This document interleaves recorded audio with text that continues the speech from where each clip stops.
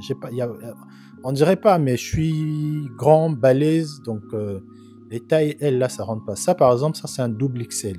Mais croyez-moi, tout le monde ne peut pas être entrepreneur.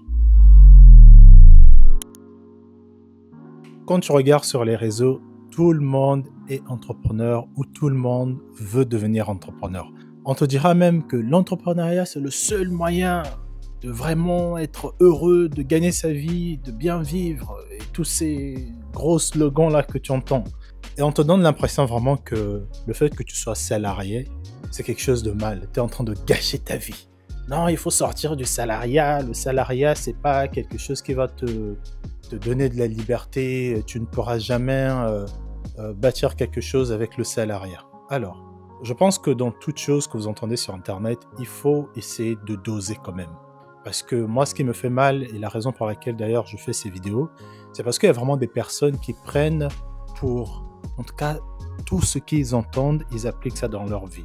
Vous n'allez pas voir ces personnes ici venir dire que moi, ça n'a pas marché, parce que généralement, on ne célèbre pas les échecs. Mais croyez-moi, tout le monde ne peut pas être entrepreneur. Être entrepreneur, je pense que c'est déjà, c'est un choix. D'accord? C'est un choix de dire que moi, je veux être entrepreneur, c'est-à-dire que je ne veux pas travailler pour un patron. Le problème, c'est que au-delà de devenir un choix, aujourd'hui, c'est devenu une trend. Et comme toute trend, elle passe. D'accord? La raison pour laquelle vous voyez autant de personnes sur Internet vous dire que devenir entrepreneur, c'est la seule raison, vous allez remarquer souvent des personnes qui vont tenir ce type de discours, ce sont des gens qui vont souvent vous vendre des formations. Il n'y a rien de mal à faire des formations. D'ailleurs, je ferai une vidéo dédiée sur ce sujet de la vente de formations. Est-ce qu'il y a trop de formations maintenant sur Internet? Est-ce que c'est pas bien de vendre des formations? On en parlera dans une autre vidéo.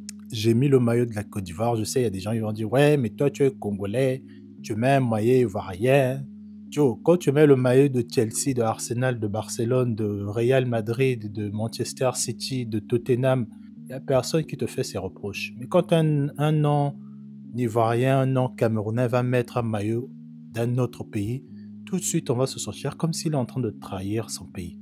Il faut arrêter un peu avec ces trucs d'aliénation. Bref, l'entrepreneuriat, c'est bien. Je pense que dans certains contextes, par exemple en Afrique, je pense que c'est un peu une obligation, ou je dirais même c'est normal le fait d'être entrepreneur. Toute personne que je connais sur le continent est entrepreneur.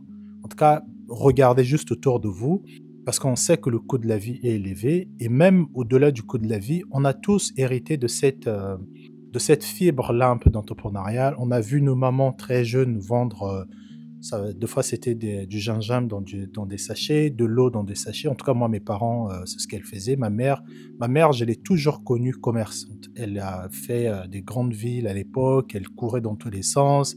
Elle allait acheter des tissus au Togo, les revendait au Congo dans les années 90, début 2000. Et donc, c'est quelque chose qui est dans notre famille, le fait, le commerce. Ma grand-mère, pareil, elle a vendu au marché. Voilà, on est vraiment issu d'une famille de commerce. Mon père, pareil, il est entrepreneur. Mon père n'a jamais été salarié. Quand il était dans des boîtes, c'était toujours un intervenant, mais il a toujours eu sa boîte. Donc moi, j'ai baigné dans une famille où maman, elle était entrepreneur, elle n'a jamais été salariée, et mon père, c'était la même chose. Deux fois, quand on grandit, on ne prend pas le temps de fois de se poser des questions. Pourquoi moi j'ai ce besoin-là de faire ce que je suis en train de faire? Mais c'est parce que c'est dans l'ADN. Et donc moi, la raison pour laquelle je suis à mon compte, c'est pas parce que je me fais des millions. L'entrepreneuriat, c'est pas sexy tout le temps. Arrêtez de croire que nous faisons 10 000 euros tous les mois. C'est faux. Il y a des mois, je peux faire ce type de revenus. Ça peut être en ligne, ça peut être avec des prestations de services, mais ce n'est pas simple. Et connaissant certaines personnes qui ne supportent pas le stress, qui ne supportent pas les feedbacks, qui ne supportent pas les critiques, l'entrepreneuriat n'est pas fait pour tout le monde. Imaginez juste que tout le monde devenait entrepreneur. Qui va travailler pour qui? Qui va être le prestataire de qui? Et d'ailleurs, être entrepreneur, c'est pas forcément de ne pas travailler pour quelqu'un. Être entrepreneur, c'est de choisir avec qui tu veux travailler. En tout cas, pour moi, c'est ça. Après, on va dire, oui, être entrepreneur, c'est de régler une solution et tout. Non. Pour moi, je dirais, être entrepreneur, c'est déjà avoir la liberté de choisir pour qui on veut travailler. C'est un peu être un freelance. Et l'avantage de quand on est freelance, c'est que on travaille toujours pour quelqu'un, mais on choisit avec qui on veut travailler. Moi, je travaille, je propose mes savoir-faire à des personnes, donc de la réalisation vidéo, mais j'ai aussi des formations que nous vendons en ligne. D'ailleurs, si vous souhaitez aussi apprendre à créer du contenu, donc à faire des belles vidéos comme ça, à choisir bien votre micro, à choisir votre caméra, sans pourtant exploser votre chiffre d'affaires, dans toutes mes vidéos, je mets toujours des liens vers mes formations. Ce pas des formations qui coûtent cher, c'est à partir de 190 euros. La plus chère, je pense, à ce jour est à 350 ou 440 euros. Et tout ça, c'est pour vous aider à gagner du temps. Parce que souvent, des personnes qui se lancent, quand tu te lances, tu peux le faire gratuitement sur YouTube. D'accord? Je ne suis pas en train de dire que si tu n'achètes pas ma formation, tu ne pourras pas te lancer. Je dis juste que pour gagner du temps, les formations, c'est aussi à ça que ça sert. Mais on a dit, on va parler des formations dans une autre vidéo. Donc, pour revenir à mes moutons, non, tout le monde ne peut pas être entrepreneur. Être entrepreneur, c'est un luxe que tout le monde ne peut pas se le permettre. Surtout en Occident, je pense que tu peux très bien cumuler deux professions. Tu peux être salarié, temps partiel ou même plein temps, et aussi être entrepreneur les week-ends. Parce qu'en vrai, il y a certaines personnes qui se proclament entrepreneurs, mais quand tu regardes leur organisation, comment ils travaillent, en vrai, tout ce que tu fais dans la semaine, tu pourrais le faire le samedi, dimanche. C'est vraiment, tu es efficace, tu as des heures, tu sais que j'ai un business en ligne, j'ai une chaîne YouTube, j'ai des accompagnements avec des clients. Tu peux très bien accompagner des clients samedi, dimanche et du lundi au vendredi, tu fais ton travail de salarié. D'accord? Donc, s'il vous plaît, n'écoutez pas tous ces coachs qui vont vous dire il faut que tu quittes ton boulot parce que machin, tu rates des opportunités, tu ne peux pas devenir multimilliardaire en étant salarié. Ce n'est pas tout le monde qui a l'ambition de devenir multimilliardaire. Vous savez, le stress de ce que c'est d'avoir autant d'argent. Deux fois, vous allez... Après, c'est bien de se projeter, de se dire que oui, j'aimerais aussi avoir de l'argent, mais c'est bien de définir c'est quoi déjà avoir de l'argent. Est-ce que c'est de l'argent que tu cherches ou c'est plutôt de la liberté géographique que tu cherches? Et si c'est la liberté géographique, bah là, je peux dire peut-être essaie de choisir des métiers où tu sais qu'avec l'évolution dans ces boîtes-là, tu pourrais travailler même en télétravail. Et aujourd'hui, avec le contexte dans lequel on est, c'est totalement faisable de le faire. Tu peux commencer à bosser en France, tu fais 2 ans avec eux, tu prouves que tu es une personne sérieuse, et avec le temps, bah, tu évolues. Surtout toutes ces personnes qui sont dans la tech, dans les trucs de service client, dans les assurances, des tout, tu peux très bien trouver un taf, même pendant que tu signes le contrat. Vous faites, je sais pas, 3 jours au bureau et 2 jours en télétravail. Et si tu fais tes preuves, tu pourrais même devenir full-time télétravail. Et si c'est ça ton objectif, d'avoir la liberté géographique, bah voilà, tu l'as. Et tu peux l'avoir sans pour autant être forcément entrepreneur. Et être entrepreneur, c'est aussi un luxe.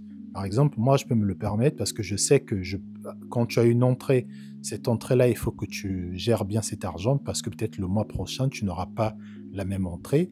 Ça demande tellement de gestion, souvent des choses qu'on ne nous dit pas quand on commence.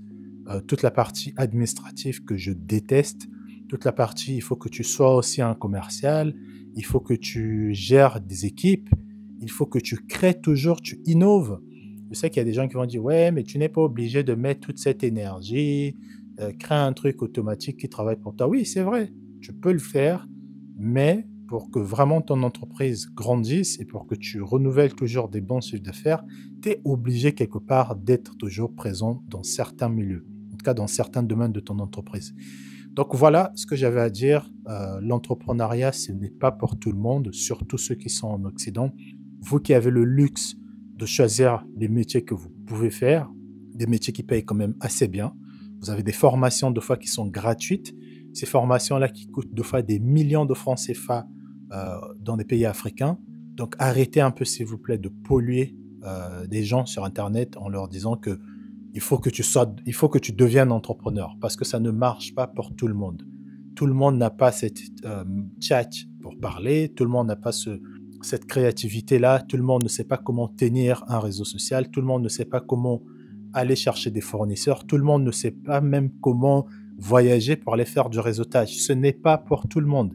Il y a certaines personnes qui vont le faire, ça va très bien marcher, mais tu verras que la majorité de ceux qui essaient échouent.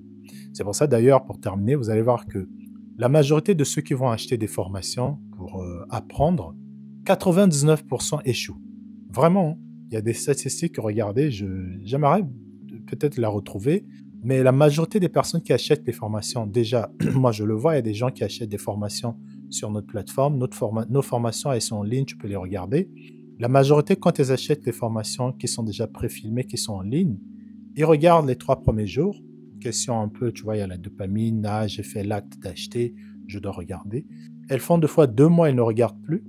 Et 2 fois, elles vont regarder de temps en temps des vidéos. Elles ne vont pas les finir parce qu'on a des outils où tu peux voir combien de minutes les personnes regardent de tes vidéos. C'est pas parce que les vidéos sont ennuyeuses, c'est juste parce que humainement, quand on fait des achats, généralement, vous allez remarquer, on fait des achats émotionnels. On ne fait pas des achats de raison. Et ceux qui font des achats de raison, ce sont les 1% ou les 2% qu'on exclut en tout cas des 99%, donc les 1% là, c'est ces personnes qui font des achats de raison. C'est-à-dire, je vais acheter une formation de Soba Agency pour créer du contenu parce que je crée déjà du contenu, mais je souhaite level up. Voilà, c'est 1% des personnes qui réussissent parce qu'ils achètent par besoin, par nécessité. Mais la majorité, donc tout, achètent juste par émotion. C'est pour ça d'ailleurs que les grosses chaînes ceux qui font le marketing, les publicités, les affiches, tout ça, ils dépensent de l'argent parce qu'ils ont compris que les gens n'achetaient pas par nécessité, mais par émotion. Donc voilà les amis, c'était tout pour moi. Abonnez-vous et big up encore à ce maillot que je trouve juste magnifique. Il y a tellement de détails dans ce maillot-là.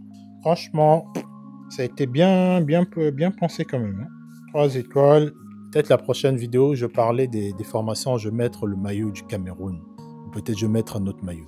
J'ai pas le maillot du Congo, les tailles elles sont trop petites. J'ai pas trouvé ma taille. On dirait pas, mais je suis grand, balèze, donc les tailles, elles là, ça rentre pas. Ça par exemple, ça c'est un double XL. Ça ne se voit pas, mais ça c'est un double XL. Donc c'est assez grand ici les manches. Donc ça c'est du double XL, vous savez, souvent on n'a pas. On a d'autres maillots Afrique de l'Ouest, mais nous au Congo, Cameroun, Gabon, les maillots sont trop petits.